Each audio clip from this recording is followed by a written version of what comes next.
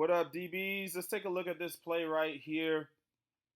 We have a DB who's going to do a good job at playing this back shoulder. Okay, so I want to talk about the back shoulder. Of course, we're going to talk about his footwork and press, and what led to us getting to this moment right here. Because depending on how you start, is definitely going to factor in how you finish. As far as the press technique goes, the DB is using the pure step technique.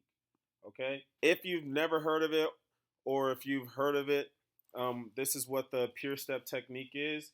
So no matter what, so when we press, the thing about motor and soft press is that it's eventually you're gonna get got when all you're doing is mirroring a receiver and giving ground. So you got to have a counter to that. You got to have uh, you got to be able to draw your foot in the sand when it comes to press. All right. So the pure step's one of those. You're gonna move your outside foot. You're gonna flinch your outside foot. Okay. So on this step you want it to be about 6 inches. Getting your feet moving, getting your feet hot. So you're basically saying you're going to do this no matter what type of release you get initially, because we want to dictate what our technique is. We're not going to mirror. All right. So we're doing this no matter what. We're staying in control of our technique from the beginning. After this, you want to look to kick slide. Okay. You can step and replace as well. So kick slide, you would pretty much, it's almost like if you were to heel click. So this inside foot would heel click this um, outside foot, and then he would end up here. You don't want to actually physically touch your feet, but that's the best way for me to explain it. Or you want to step and replace this. What happens here is we're still square, but when we go to throw the jam, we don't move our feet. So we actually do get a good piece of them. All right. So keep in mind, because we had a good beginning to the pure step, and then we got the vertical release, we stayed square, which allows us to touch him on the jam. So we do get a jam, which is what we want to do. It just would be more powerful and more effective if we take that extra step. Okay, so when it comes to jamming, eyes here where they're supposed to be, feet. So the feet need to move. The feet need to set you up. The feet need to put you in position to be able to strike, because if you're not in front of the guy, you're not going to be able to touch him. So it doesn't matter how good your jam is if your feet aren't putting you in position to use it. So that's why the feet come before hands. Right here, we throw the jam, and then we try to bring our feet. So when the receiver continues to release outside, he's able to get it off, and now we open the gate. Okay, so technically we do stay square. We do get a jam on him. But if we take that extra step, if I have to nitpick, I guess, if we take that extra step with our feet, this would start the step, and then you want to land pretty much simultaneously, or you want that foot to land slightly before you throw the jam. Again, I'm nitpicking. We're still in good position. We're still on top of the route within the first 5. Okay.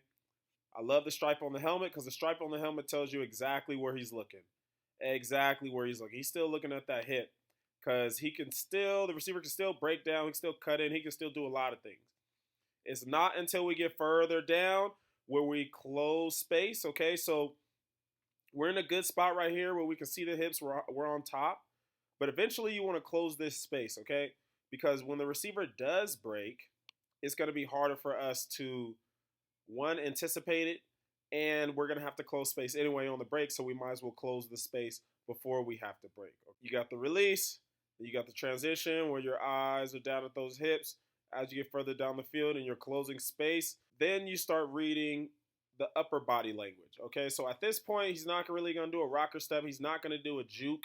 So once we get here where the ball's about to land, this is where you can start trusting the upper body a little bit. Because we're even with them, we've been in good shape the whole time. You want to crowd the chest. So you see how there's still a little bit of space. So we want that 35 to be turned into the receiver's chest, and then we want to get our head around anticipating the back shoulder fade. Now, if you were behind, let's say you were behind, all right? Let's say you were back here.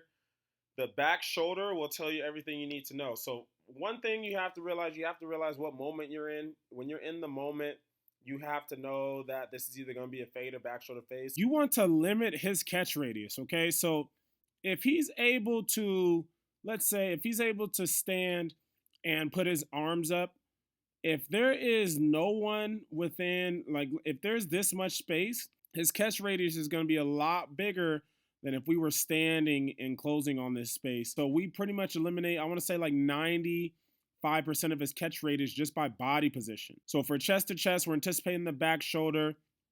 We'll be in good position to make plays like this. Another tidbit that you can pick up on, you see this hand right here. So whenever receivers, we have our hands on him too, but whenever receivers just kind of leave that hand right there, that's because they're getting ready to use it at the last minute. All right, so if his hands were right about here, like right near the chest plate, then you want to start thinking about him pushing off so that he can play the ball vertically this way. When he see how he kind of has his hand, like initially he has his hand like around behind the shoulder pad, and then he still kind of keeps it there, but now it's on the tricep area because he's not going to push off to play a back shoulder. He's going to swipe you through to create space for the back shoulder. So as soon as he puts both hands here, all right, that's when we should know something's up. We have a strong arm there, which is good. Even though he tried to use two hands to pull us down, we still keep that barrier there and we're able to get our hands on the ball. This is a great job of, one, having a good release where we stayed square. We did get hands on him. On the transition, we closed space within 5 yards. And right now, we're just reading the situation, whether it's the chest or that back shoulder, the way he's slowing down, the way he's looking to swipe through, swim through. A lot of indicators on how we can start playing this back shoulder better. DB did an amazing job. All right, fellas, I appreciate you guys for tuning in. I'm going to keep these videos pumping. Send me links to break down or just send me things that you would like to hear. All right. Again, Coach D, First Down DBs. Catch you later.